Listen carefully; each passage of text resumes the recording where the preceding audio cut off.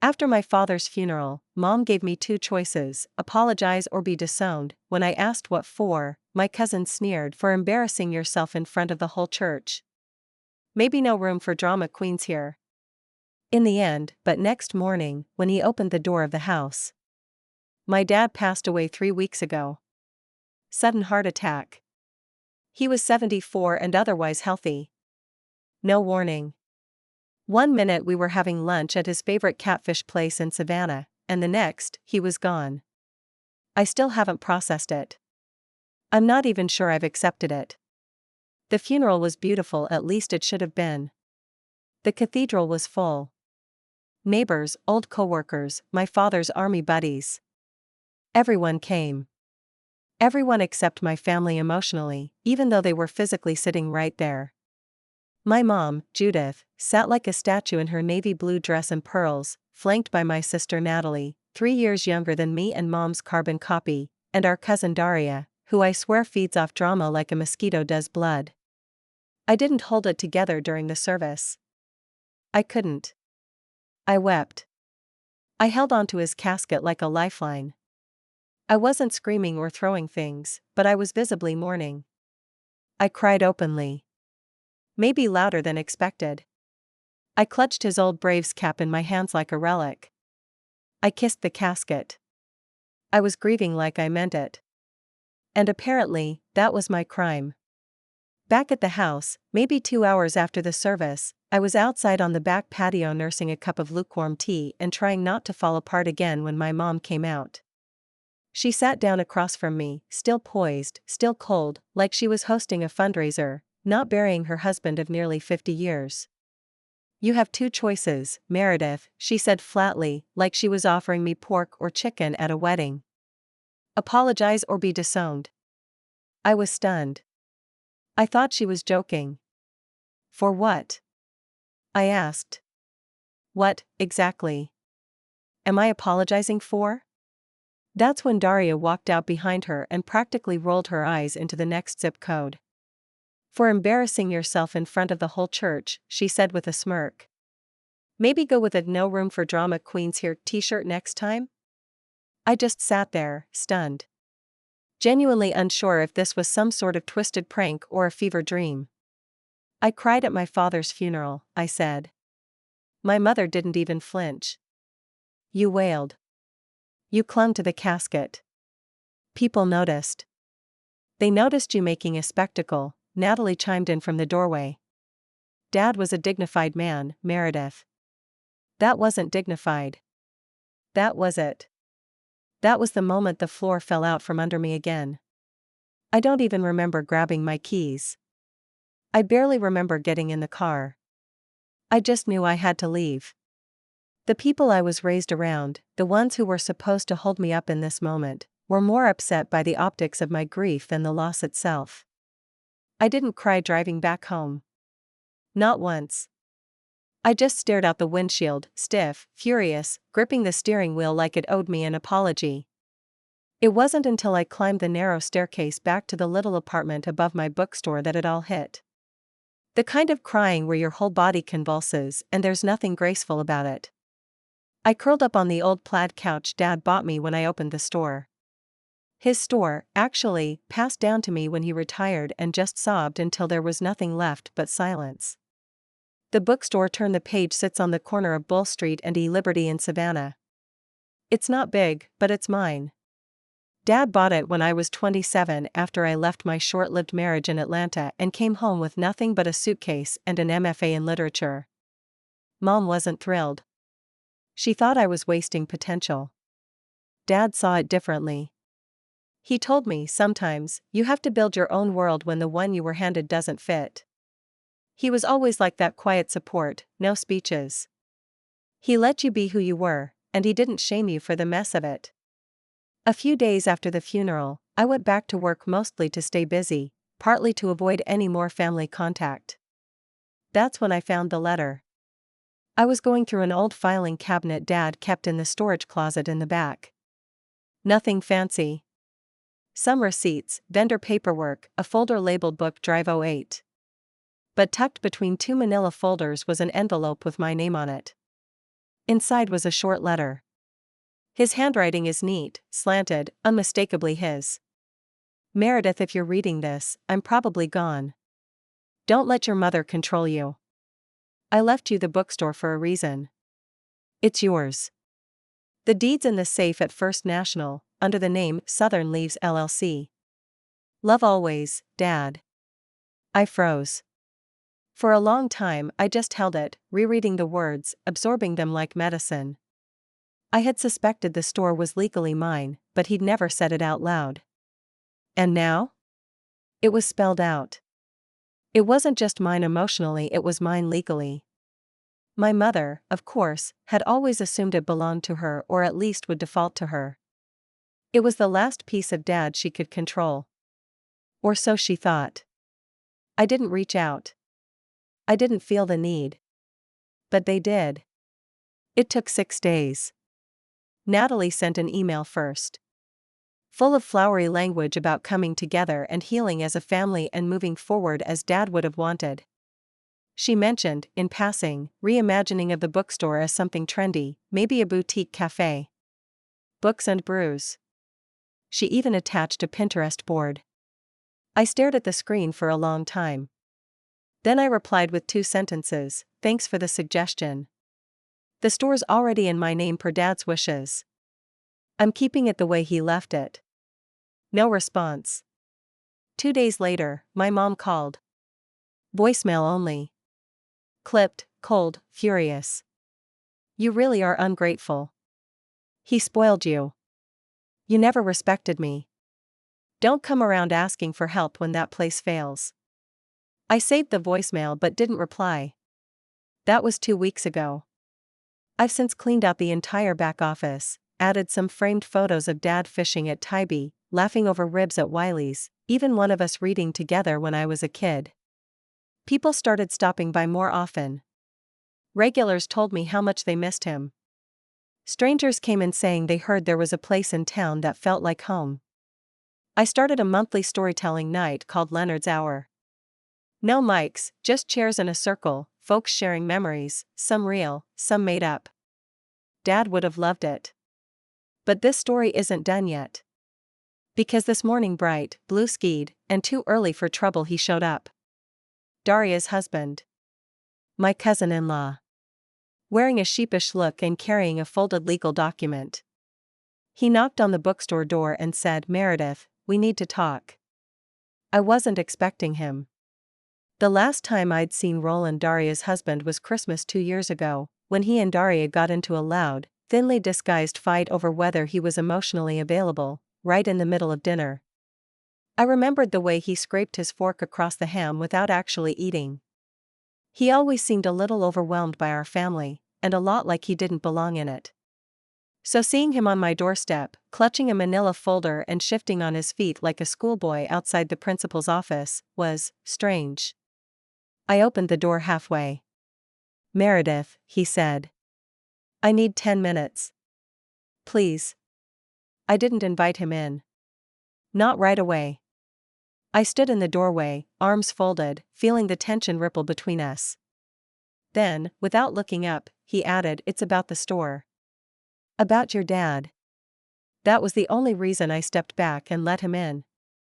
He didn't sit. He just paced one slow lap around the front aisle, past the old biography section, before stopping in front of the register like he was squaring off for a confession. I didn't know, he said. About the deed. About any of it. He held up the folder. I didn't take it from him. I'm not here to push anything, he said quickly. This isn't from Daria. I mean, not directly. He glanced around, taking in the photos I'd hung since the funeral. My father in the bookstore's first grand opening. Us on River Street when I was little. A faded Polaroid of him standing with a cup of black coffee next to the now hiring sign the year I took over. She told me you were being difficult, Roland said, his voice quieter now. But I read this. He handed me the folder. Inside was a photocopy of the will. Not the basic one we'd all seen after the funeral, but a supplemental document notarized, witnessed, recent. Dated just 4 months before he died. In it, Dad reiterated the bookstore belonged solely to me. And he added a paragraph, a statement about why. Because Meredith has loved this place like I have. Because she treats stories the way I treat people with care. And because I know she will honor what I built, not exploit it for profit or trend.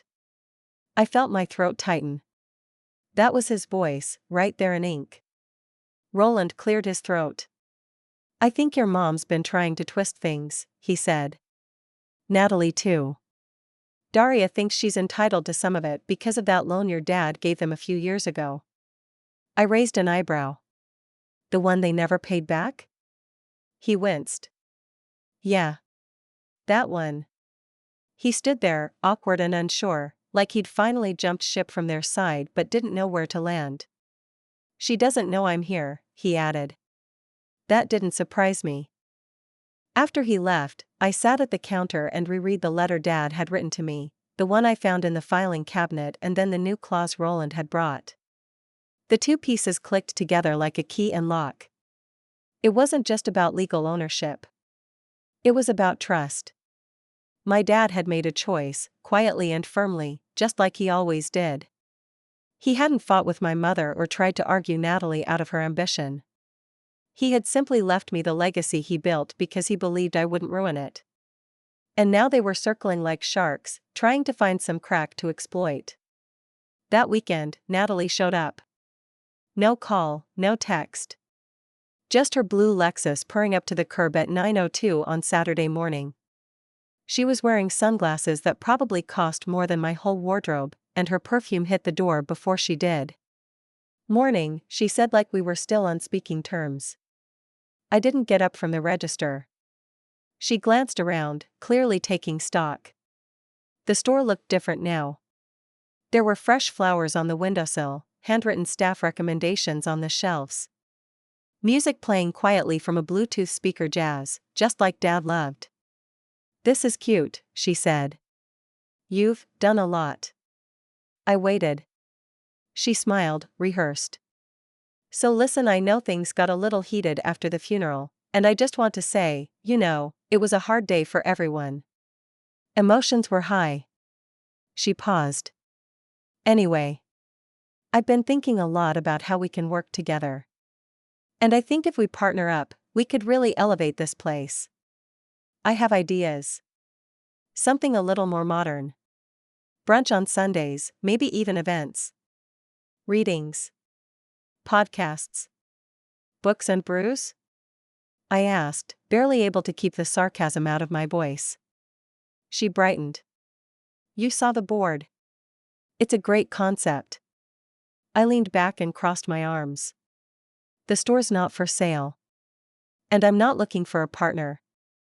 Her smile didn't falter, but the temperature in her eyes dropped a few degrees. I'm trying to be inclusive here, Meredith. Dad would want us to. Dad wanted me to have this. That's what the deed says. That's what the will says. She shrugged. Wills can be contested. And they can be upheld, I said. Especially when one sibling has a paper trail and the other has Pinterest boards. She blinked. What? Never mind. After she left, still pretending to be gracious but clearly seething, I locked the door and took a walk down the block. Savannah was in full spring, the azaleas blazing pink and purple, tourists pointing at the fountains in Forsyth Park, the smell of honey and salt in the air. I thought about my father. How quiet he always was in conflict, how deeply he believed in people until they gave him a reason not to. And I realized, I didn't need to fight with them. I didn't need to convince anyone. I had the one thing they never would piece with. And something else, too. A plan. Because while Natalie and my mother and Daria circled the store like vultures, convinced I was just the emotional one, they hadn't noticed what I'd been building slowly, carefully, just like Dad taught me. And when the time came, they'd find out the hard way what happens when you underestimate the girl who cries at the funeral. That same night, I got an email from my mother. Subject line, let's set things straight. I didn't even need to open it to guess what was inside. But I did anyway. It was about what you'd expect.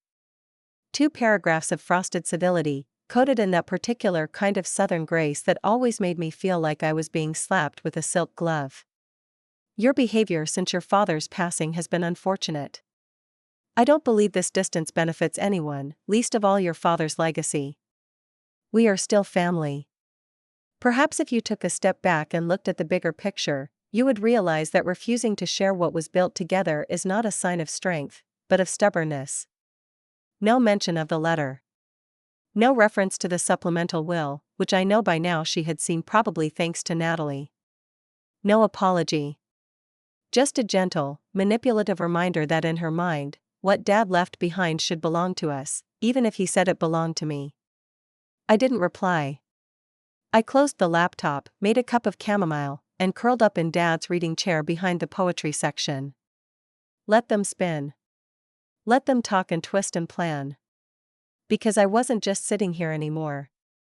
I was preparing. Over the next week, things escalated not in fire, but in frost. That's the thing with women like my mother and Natalie, they don't wage war with fists. They do it with phone calls, reputation, and whispers. Customers started asking subtle questions. A few regulars said they'd heard the store might be changing hands soon, forgetting a rebrand. One woman, a sweet retiree who'd been shopping here for years, asked me if I was okay because she'd heard from someone at the garden club that I was under pressure to sell. I smiled and said I was just fine. Then I went into the back and punched a pillow until my arm hurt. They were trying to spin the narrative. Make it look like I was the obstacle, not the rightful owner. That I was being selfish, or dramatic, or unstable, that favorite old label of theirs. But the thing is, I've played this game with them before. I've been cast as the unstable one since I was a teenager for crying when I felt too much, for storming out of rooms instead of swallowing cruelty, for defending myself too loudly. So I didn't react. I adjusted the store hours, started offering free Saturday morning kids readings, reached out to a few local authors and invited them to host events. The store grew busier. We got a little press from a short but glowing write-up in the Savannah Morning News about a local daughter keeping her father's spirit alive. I knew it'd sting when they read that. And sure enough, they did. 2 nights later, there was a knock at the back door of the store. Not the front, the back, near the alley that faces the lot behind the antique shop. It was almost 8 p.m., and I was locking up, counting out the register. I peeked through the curtain. It was Natalie. Alone. Again. She looked different this time, less composed, more agitated. Her lipstick was smeared at the edge. Her sunglasses were hanging from her blouse collar, not perched perfectly on her head. I opened the door halfway. Said nothing. I need to talk, she said, quickly. Not about the store. Not really. I didn't believe her. But I let her in anyway. She walked in like she didn't recognize the place. Looked around slowly. Paused at a picture of Dad near the register, one from a Christmas morning years ago, him in a flannel robe with a cup of cocoa and a grin. He always liked it here, she said. I never really got why. I raised an eyebrow. She turned to me. Mom's losing it. I waited. That wasn't new information. She's obsessed with the store now, Natalie went on. It's like she's spiraling. Keeps talking about how Dad meant for her to take over. She's calling lawyers. Said she's going to file something to pause the business license until it's sorted out. I swallowed my anger. She doesn't have the right. She doesn't care, Natalie said. And she's dragging me into it. Keeps saying we need to protect what's ours. She means hers, I said. Natalie didn't argue. There was a long silence. Then she said, I didn't come to fight. I came to warn you. I studied her. She looked really tired. And beneath the surface, scared. What's the angle? I asked. Why warn me now? She hesitated. Because I think she's about to do something stupid. And I don't want to be part of it when it blows up in her face. I didn't say thank you. I didn't say much of anything. She left quietly, through the back door like she came in. The next morning, I made 2 phone calls, one to my lawyer, and one to a reporter I knew from the local paper who had a special interest in family-owned businesses and inheritance disputes. I didn't tell either of them everything. Not yet. Just enough. Because while Natalie might have been sincere in her warning or not, I knew this, the gloves were coming off. And if they wanted a fight, they were finally going to learn what it looks like when the emotional one decides not to cry, but to plan. By Monday, my lawyer, a sharp, no-nonsense woman named Rena Cho, who doesn't do small talk or coddling, had the entire file assembled. Deed, supplemental will, even notarized statements from 2 of my dad's old friends who remembered him saying, verbatim, "That turn the page belongs to Meredith." Rena emailed me the bundle with a subject line that read simply, "Let them try." That gave me more relief than I realized I needed. It was like walking around in armor I hadn't known I was wearing until she put it back on me. We scheduled a meeting with the business registrar's office for a preemptive strike. Rena wanted to be certain there were no vulnerabilities. "They'll try something administrative first," she said. "It's cheaper than court and easier to manipulate." She was right. On Wednesday, I got a letter not from my mother, not from Natalie, but from their attorney. A man named Curtis Dandridge who's been representing Savannah's country club elite for decades. He's the kind of man who's never heard unless it came from a golf caddy. The letter was written with that silky legal tone that tries to sound like reason but is really a threat wearing a necktie. It is our client's position that Meredith Harper may not have fully understood the terms and implications of her father's estate. While she has operated Turn the Page since Mr. after Harper's passing, the Harper family seeks a temporary hold on the business license while the estate is properly reviewed and potentially adjusted in accordance with the original spousal trust dated 2003. They were trying to freeze me out. Take away my license. Shut down my bookstore and my life under the guise of procedural review. It was a low move. Cruel, even. And it said everything about how far they were willing to go. I forwarded the letter to Rena without comment. An hour later, she called me directly. "I've dealt with Dandridge before," she said, her voice as calm as always. "He doesn't play dirty. He plays arrogant. That's different." "What does he want?" "He wants you to panic. He's betting you'll negotiate before this goes to court."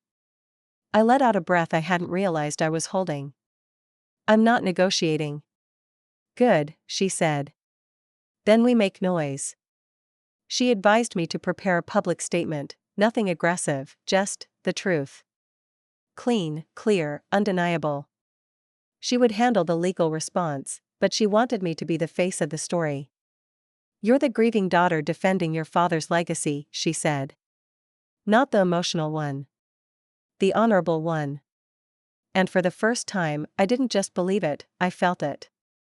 That weekend, I did something bold. I emailed Claire Wilkes, the local journalist who'd written the original article about my bookstore a month earlier. Subject: follow up on Turn the Page. I told her everything, not the messy family emotions, but the facts, that my father had left me the store legally and intentionally, that I was being threatened with legal interference by family members trying to overturn his wishes, that this store was the last thing he ever gave me, and I intended to honor it exactly as he would have. I attached copies of the deed and the letter my father left me. Claire responded in 10 minutes. "Meredith, this is important. I'll handle it with care. Can I come by this week for photos and a formal interview?" We scheduled it for Thursday. When she came in, she brought a young photographer and a quiet energy that made me trust her immediately. She didn't prod.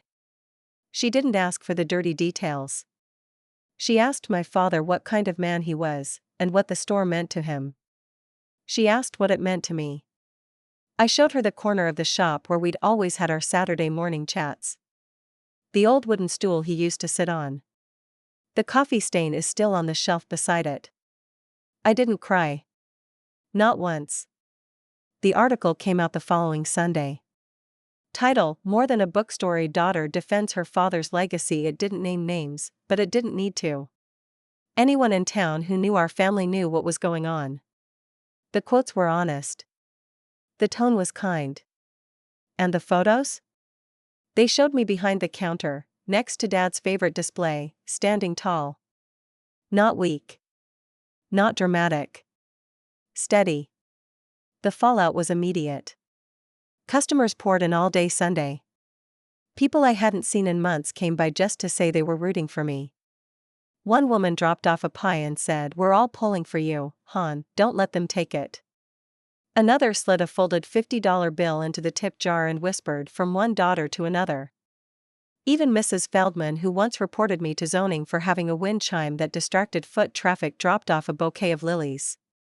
The tide was turning. And I could feel it. Like standing in shallow water when the current shifts direction. But the real confirmation came that evening, just as I was locking up. A sleek black car rolled up to the curb. Out stepped my mother. Not Natalie. Not a messenger. Not Daria with some smug grin. Judith Harper herself. Pearls. Navy blazer. Hair set just so. She walked up to the door, saw the closed sign, and waited anyway. I opened it an inch. Not more. She gave a small smile, practiced and brittle. "I read the article," she said. I nodded. A lot of people did. She shifted her handbag slightly. It was a flattering portrait. There was a long silence. Then she said, "You've made your position quite clear. And you tried to erase him." Her jaw tightened. "You may not understand this now," she said, voice lowering, "but your father did many things quietly. Out of guilt. Or pressure." I raised an eyebrow. "You mean he didn't actually want me to have the store?" She didn't answer. Because we both knew the truth. She tried one last time. "You can still choose peace, Meredith." I stepped back. "I have. You just didn't like what it looked like." And I closed the door. Not slammed. Not dramatic. Just closed. That night, I didn't sleep. Not because I was anxious, not anymore, but because something inside me had finally settled. Like a stubborn bone popping back into place after years of being out of joint. My mother had come to deliver one final warning, or maybe it was a test. The last flicker of hope that I'd fold, flinch, or at least flounder. But I didn't. I'd stood my ground. And something about her silence after I closed the door told me she knew it, too. Still, I wasn't naive. Just because she'd walked away didn't mean she was done. People like Judith Harper don't quit. They retreat. They regroup. They dig in deeper and look for another crack. And, sure enough, the very next day, I got a formal notice from the Savannah Business Licensing Office. A petition had been filed, citing discrepancies in estate documentation and conflicting claims of ownership rights. No signature. Just an attorney file number. But I knew who it came from. Dandridge had followed through on her bluff. Only now, it wasn't a bluff anymore. Rena was on it within the hour. "This is what we've been preparing for," she said, calm as ever. "We respond with facts. We bring in the supplemental will. The affidavit from the notary. The ownership record from First National. They don't have a leg to stand on." I nodded. "What happens next?" "They'll either back off quietly, which they won't, or it goes to mediation. Possibly court. But I promise you, they are not prepared for discovery." That was the first time I smiled all day. Because I knew exactly what Rena meant. Discovery meant depositions. Paper trails. Witnesses. Questions under oath. And that meant all of the Harper family secrets, the ones my mother had spent 40 years wallpapering over, could come spilling out in the harsh light of legal scrutiny. I didn't want that. But I wasn't afraid of it, either. That weekend, I went to Dad's grave. It was early, just after sunrise, and the cemetery was still heavy with morning fog. I brought coffee. One for me, one for him. It was our tradition, back when I'd show up at the store early and he'd already be there, waiting on the bench out front with 2 cups from that little gas station on Habersham. I sat cross-legged in the grass, the cardboard cup warming my palms. "I'm doing it, Dad," I said quietly. "Just like you wanted." There was a breeze. Light. Almost approving. "I think Mom's unraveling. And Natalie, she's not as heartless as she pretends to be. I think she's scared. She just doesn't know how to do anything except perform." I took a sip. The coffee had gone cold, but I didn't care. "I wish you were here. Not to fix it. Just to sit with me in it." I stayed until the sun broke through the clouds, then stood and placed his cup gently at the base of the headstone. Leonard Arthur Harper. 1949 to 2024. Husband. Father. Builder of stories. I walked away without looking back. Back at the bookstore, things had shifted. The community had rallied not in loud, dramatic ways, but in subtle, grounding gestures. Regulars brought their friends. A teacher from the local high school asked to host a book club for teens. A man who ran a small cafe down the block started bringing over leftover pastries on Sundays. And the sign-ups for Leonard's Hour? We had to add chairs. People came not just for books now, but for what the store stood for. One day, a woman I didn't recognize walked in. Middle-aged, crisp blazer, but not unfriendly. She bought 2 novels, then lingered by the register. "My mother used to bring me here," she said. "When your father ran it. He helped me pick out my first Toni Morrison book." I still remember the way he looked at me when I told him I didn't understand it. I smiled. "Let me guess," he said, "good. That means it's working." Her eyes welled. "Yes. Exactly that." She left me with a business card. "Family attorney, Atlanta. If they push you into a corner," she said, "call me. Pro bono. No strings." The ripples my father made in the world were still moving. And now, they were moving for me. By the following week, the mediation papers arrived. No court date yet, just a formal request for arbitration. My mother, Natalie, and Daria were all listed as parties of interest. Rena reviewed it. "It's aggressive," she said. "But not solid. They're trying to rattle you." "It's not working," I replied. She looked up from her notes. "Good. Because I have something else." We found a discrepancy in their claim. "What kind?" She pushed a printout toward me. "Back in 2020, your father took out a private line of credit against the store for $80,000. The paperwork is clean. The money was used to cover personal debts, specifically one tied to Daria's husband. It's all recorded transfers, repayments, timelines. And your father marked it as a loan. Not a gift. There's even an email to his accountant confirming it." I stared at the paper. "So technically, they owe the estate money." "Technically," Rena said, "they owe you money. And if they want to fight about ownership, we can counterclaim with that. Put them on the defensive." I leaned back. "They won't see that coming." "No," she said, "they won't. And the beauty is, we don't even need to use it yet. We just let them know we have it. Sometimes, quiet power is louder than any threat." I didn't hear from them for 2 days. Then, on the 3rd day, Natalie came back. No Lexus. No sunglasses. No smile. She walked in like someone walking into their own funeral. "I need to talk," she said. This time, I let her speak first. She took a seat in the reading nook under the window. Picked at the edge of her sleeve like a child avoiding punishment. "You've won," she said softly. "Or you're about to." "I didn't want to win," I said. "I wanted to be left alone." She nodded. "I know. I just didn't think you'd fight." "Well, you were wrong." Long pause. "I'm tired," she said. "Mom's unraveling. Daria's blaming me. Roland's threatening to leave. And honestly, I don't even want the store. I never did. I just didn't want you to have it without us. That part of honesty hit the hardest. The jealousy. The possessiveness. The old childhood dynamic where love was a pie and someone always got the smaller slice. I'm not the enemy, Natalie, I said. I know.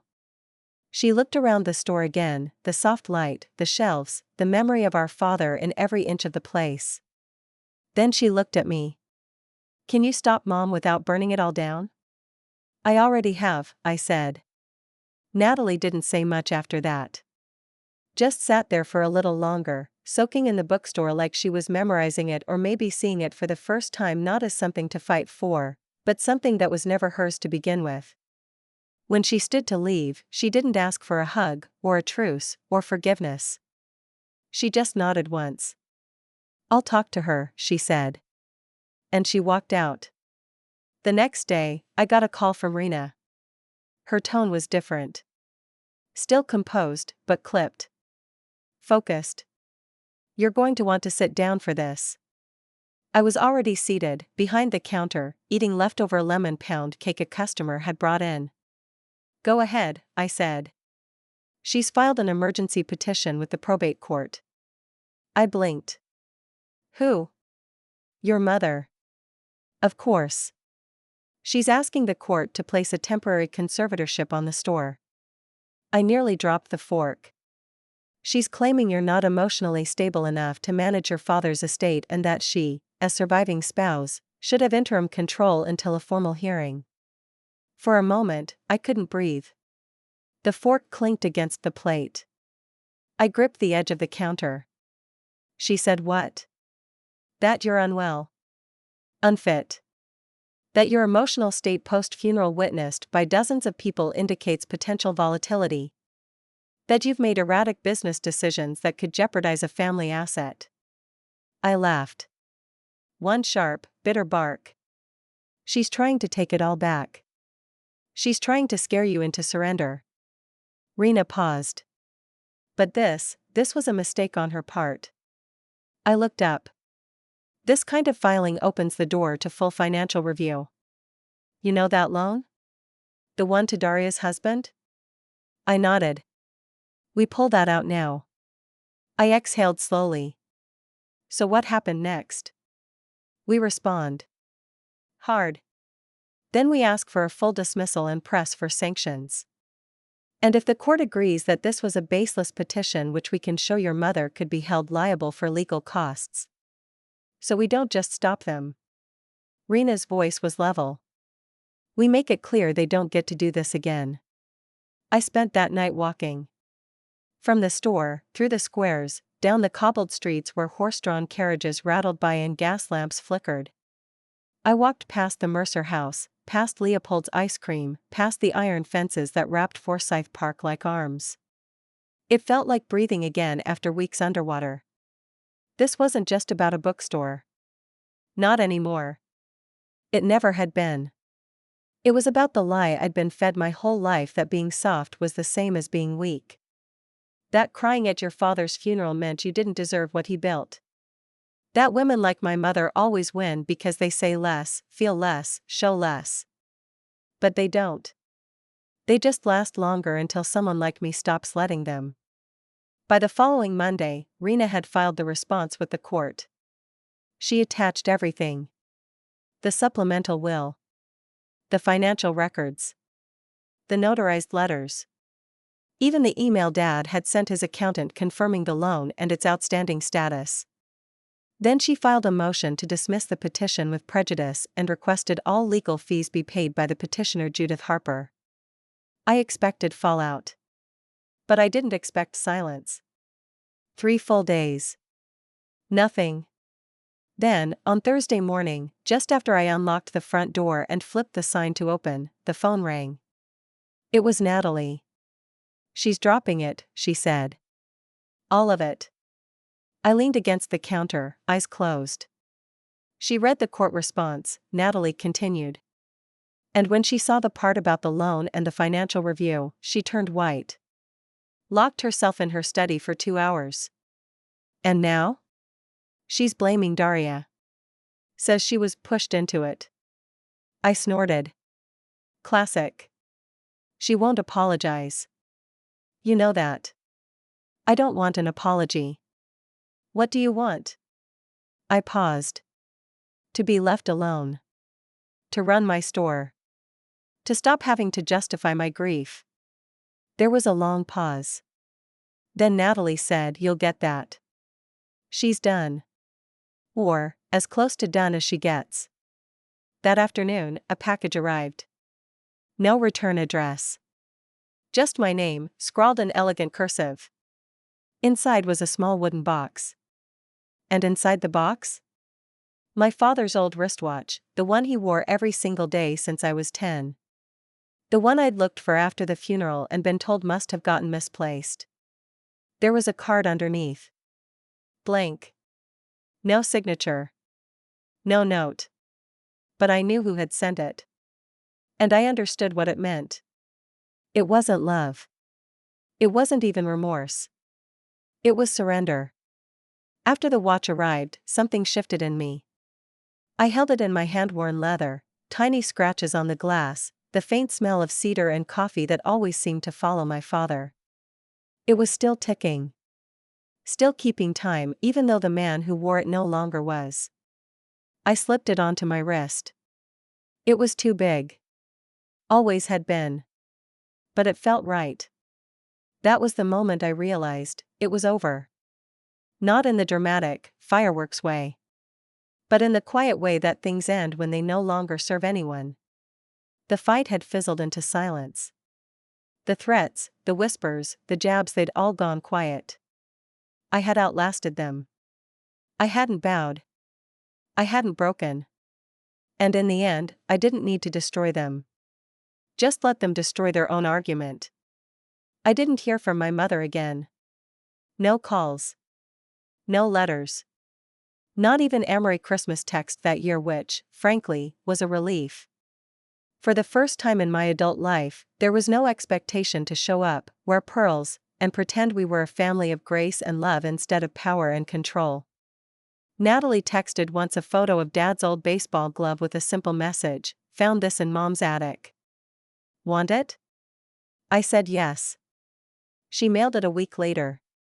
That was the last time we spoke. And I was okay with that. The store Turn the Page kept going. We added a tiny reading lounge with old armchairs and a mismatched lamp I found at a flea market. I started hosting quiet hours on weekday mornings with no music, no events, just soft light and pages turning. People came. Some just wandered off the street and stayed an hour. Others made it their weekly ritual.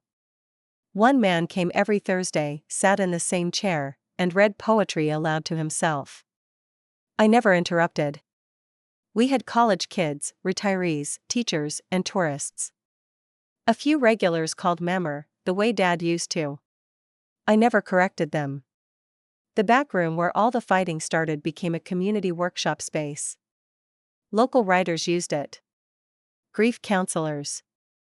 A veterans reading group. Even a Saturday knitting circle led by a woman named Ruby who wore orthopedic sandals and told everyone off-color jokes. Every wall held pieces of Dad. His photos. His quotes. His memory. And not a single trace of my mother's legacy remained. One year after the funeral, I sat at the counter on a rainy Sunday, closing out the register and sipping peppermint tea, when I noticed a man browsing the classics shelf. He looked about 70. Neatly dressed. A little stooped. Familiar. When he turned, I realized it was George Callahan, Dad's old fishing buddy. He hadn't been in since the service. He walked over slowly, eyes scanning the space. "You kept it," he said.